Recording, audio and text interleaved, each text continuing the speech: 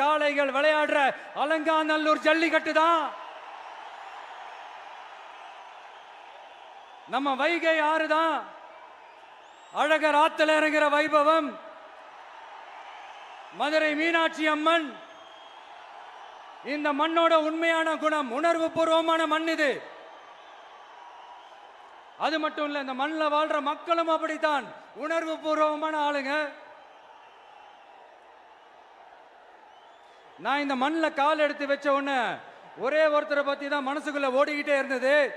அவர் யாருன்னு உங்களுக்கும் தெரிஞ்சிருக்கும். சினிமானாலும் சரி, அரசியல்னாலும் சரி, நமக்கு ரொம்ப ரொம்ப பிடிச்சது புரட்சி தலைவர் எம்ஜிஆர் அவர்கள் தான். அவரோட பழகிறதுக்கு எனக்கு வாய்ப்பு கிடைக்கல.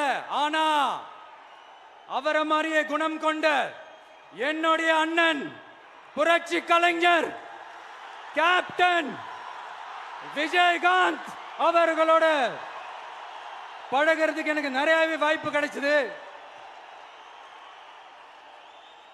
அவரும் இந்த மதுரை மண்ணை சேர்ந்தவர் தானே, அவரை மறக்க முடியுமா?